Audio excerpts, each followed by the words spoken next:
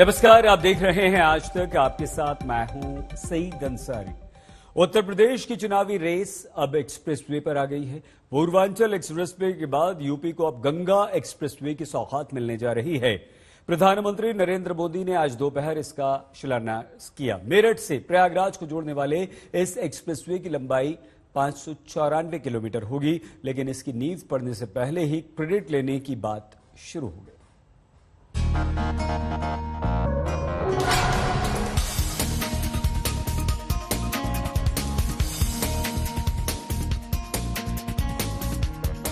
Expressway पर दौड़ पड़ी है यूपी की सियासत। अभी पूर्वांचल एक्सप्रेसवे पर राजनीति सरपट भाग रही है। अब एक और एक्सप्रेसवे इसके लिए तैयार है। आज यूपी को एक और एक्सप्रेसवे की सौगात मिली। प्रधानमंत्री मोदी ने यूपी के सबसे बड़े एक्सप्रेसवे का शिलान्यास किया। जोरदार तालियों के साथ स्वागत करें। गंगा एक्सप्रेसवे पूर्वी को पश्चिमी यूपी से जोड़ेगा। इसके बनने से दिल्ली से प्रयागराज की दूरी सिर्फ 6 घंटे की हो जाएगी। गंगा एक्सप्रेसवे यूपी के 12 जिलों से गुजरेगा। 500 गांवों से इसका कनेक्शन होगा। इसकी लागत करीब 36,000 करोड़ होगी, जो दिसंबर 2024 में बनकर तैयार होगा। खास बात यह है कि इस एक्सप्रेसवे पर भी एयर स्ट्रिप होगी, मतलब यहाँ भी विमानों की टेक ऑफ लैंडिंग हो सकेगी। गंगा एक्सप्रेसवे मेरठ के बिजौली गांव के पास से शुरू होगा और हापुड़, बुलंदशहर, अमरोहा, संभल, बदायूं, शाहजहांपुर, हरदोई, उन्नाव, रायबरेली, प्रतापगढ़ होते हुए प्रयागराज तक जाएगा। आज उत्तर प्रदेश के सबसे बड़े एक्सप्रेसवे गंगा एक्सप्रेसवे पर काम शुरू हो रहा है। रामचरितमानस में कहा गया है, गंग सकल मुद मंगल मूला, सब सुख करनी हरनी सब सूला। यानी मां गंगा सारे मंगलों की, सारी उन्नति प्रगति की स्रोत है। मां गंगा सारे सुख देती है और सारी पीड़ा हर लेती है। ऐसे ही गंगा एक्सप्रेसवे भी यूपी की प्रगति के नए द्वार खोलेगा। गंगा एक्सप्रेसवे पूर्वांचल एक्सप्रेसवे से भी लंबा होगा। इसकी लंबाई 594 किलोमीटर होगी।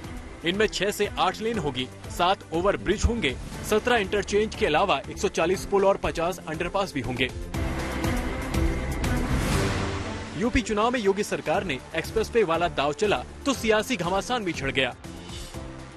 गंगा एक्सप्रेसवे को प्रधानमंत्री की प्रेरणा और विकासदायी सोच से जोड़ा गया तो मायावती ने इसे अपना विजन बता दिया।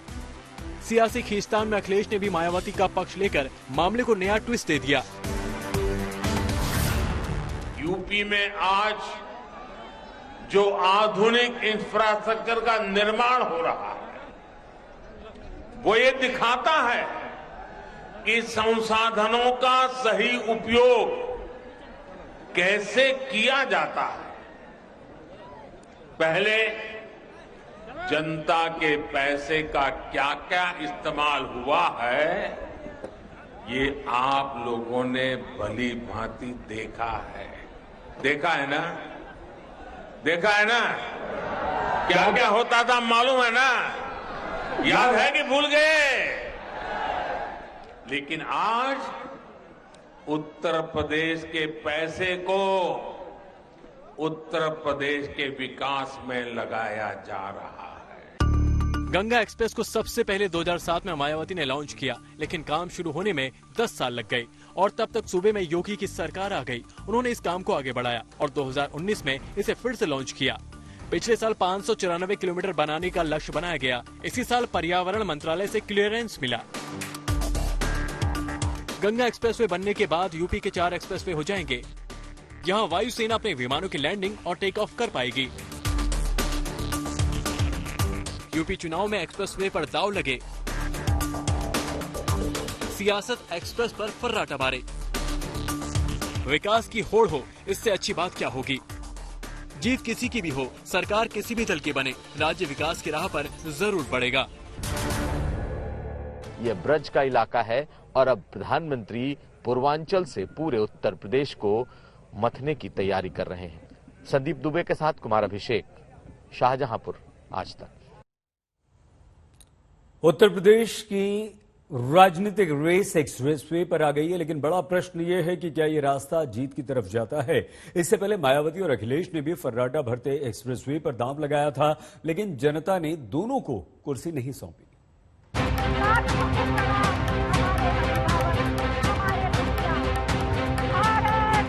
यूपी में एक्सप्रेस पर सियासी रेस शुरू हो गई है। करीब एक महीने पहले 16 नवंबर को प्रधानमंत्री नरेंद्र मोदी ने पूर्वांचल एक्सप्रेस का उद्घाटन किया। योगी सरकार में ये चौथा एक्सप्रेसवे है। अगर एक्सप्रेसवे के रास्ते वोटों की गणित बिठाएं, तो चारों एक्सप्रेसवे 32 जिलों को कवर करते हैं और इन जिलों में 177 सीटें हैं। मसलन मेरठ से प्रयागराज गंगा एक्सप्रेसवे 12 जिलों के 76 विधानसभा सीटों को कवर करेगा। लखनऊ से गाजीपुर पूर्वांचल एक्सप्रेसवे में 9 जिले आते हैं। यहाँ 55 विधानसभा क्षेत्र हैं। आगरा से चित्रकूट बुंदेलखंड एक्सप्रेसवे ये 7 जिलों से गुजरेगा, जिसमें 19 विधानसभा क्षेत्र हैं। योगी सरकार इस एक्सप्रेसवे का जल्द उद्घाटन करना चाहती है। गोरखपुर से आजमगढ़ गोरखपुर लिंक एक्सप्रेसवे 4 जिलों के 27 विधानसभा क्षेत्रों को जोड़ने वाले इस एक्सप्रेसवे का भी अभी उद्घाटन होना है। अगर एक्सप्रेसवे से वोटों को लिंक करे तो बीजेपी इस रास्ते 172 सीटों पर जीत का दावा कर सकती है, लेकिन इतिहास बताता है कि एक्सप्रेसवे जीत की गारंटी नहीं है। इस पर फर्राटा भरकर चुनावी जंग नहीं जीती जाती। अखिलेश और मायावती भी एक्सप्रेसवे का चुनावी दाव चल चुके हैं, लेकिन आगरा और यमुना एक्सप्रेसवे को जीत के रास्ते नहीं बना पाए। अब देखना यह है कि बीजेपी एक्सप्रेसवे पर कैसी रफ्तार पकड़ती है। गरीब को भी देश के लिए कुछ करने की इच्छा होती है कि नहीं होती है? अगर मोदी ये काम करता है तो ठीक है कि नहीं है? ठीक है कि नहीं है? 30 लाख गरीबों को अपना पक्का घर मिल जाए, हमें उनके आशीर्वाद मिलेंगे कि नहीं मिलेंगे? उनके आशीर्वाद से हमें ताकत मिलेगी कि नहीं मिलेगी? उस ताकत से हम आपकी ज्यादा सेवा कर पाएंगे कि नहीं कर पाएंगे? हम जी जान से आपके लिए काम करेंगे कि नहीं करेंगे? जनता ने जब उनको इस लायक बनाया ही नहीं कि वह किसी चीज का लोकार्पण कर सके, क्योंकि विकास का कोई विजन तो था ही नहीं उन लोगों के पास। एक नकारात्मक सोच के साथ विघटनात्मक गतिविधियों के कारण जिन लोगों ने प्रदेश के विकास को बाधित किया था, वह हर एक कार्य के साथ अपना नाम जोड़ने का कुत्सित प्रयास तो करते हैं। जनता सब जानती है और जनता 2014 में भी, 2017 में भी, 2019 में भी इसका जवाब दी है। 2022 में भी इंतजार कर रही है। एक्सप्रेसवे जीत की गारंटी भले ना हो, लेकिन इस पर सियासी रेस खूब हो रही है। जीत से पहले ही विजय यात्रा निकाल रहे अखिलेश योगी के हर प्रोजेक्ट को पुराना बताकर हमला बोल रहे हैं। जो समाजवादी पार्टी की सरकार का विजन था, उसका 4.5 साल में पूरा नहीं किया है, और जो काम समाजवादी पार्टी 4.5 साल पहले कर चुकी, उसी काम को आज सरकार कर रही है। इनके पास कोई नया काम भी नहीं है दिखाने को जनता को। यूपी में सियासी जंग जबरदस्त है। बीजेपी फिर से सरकार बनाने के लिए कोई कोर कसर नहीं छोड़ रही है। प्रधानमंत्री मोदी ने खुद मोर्चा संभाल लिया है। अंदाज वही आक्रामक है। वो चुन चुन कर विरोधियों को निशाना बना रहे हैं, हमलों की बौछार कर रहे हैं। आज का ये कार्यक्रम उन लोगों को भी करारा जवाब दे रहा है जिन्हें टाइमिंग पर सवाल उठाने का बहुत शौक है। जब ऐसे प्रोजेक्ट पूरे होते हैं तो उनके पीछे बरसों की मेहनत होती है।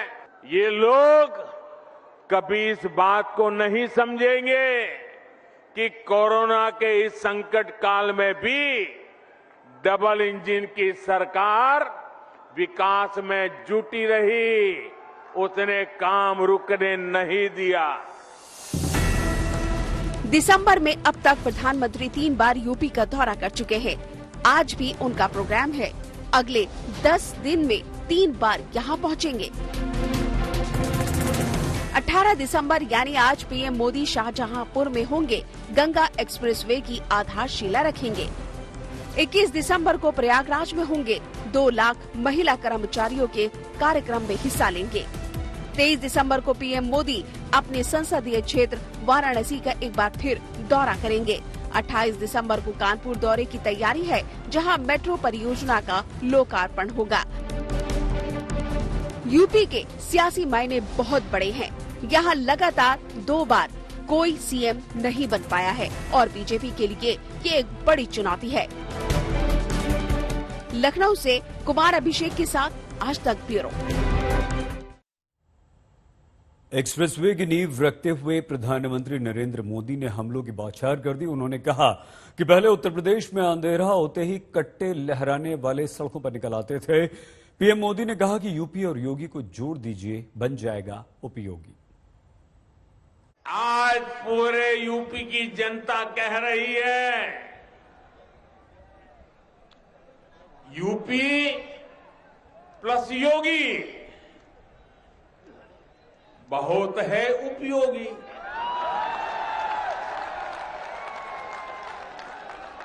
यूपी प्लस योगी बहुत है, यूपी प्लस योगी,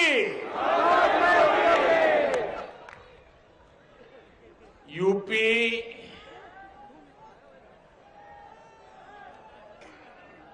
UPYOGI।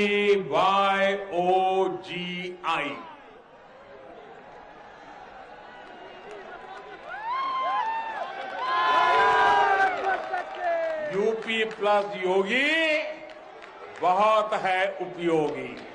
बेटियों की सुरक्षा पर आए दिन सवाल उठते रहते थे। बेटियों का स्कूल कॉलेज जाना तक मुश्किल कर दिया गया था। व्यापारी कारोबारी घर से सुबह निकलता था, परिवार को चिंता होती थी। गरीब परिवार दूसरे राज्य काम करने जाते थे तो घर और जमीन पर अवैध कब्जे की चिंता होती थी। कब कहां दंगा हो जाए, कहां आगजनी हो जाए, कोई नहीं कह सकता था।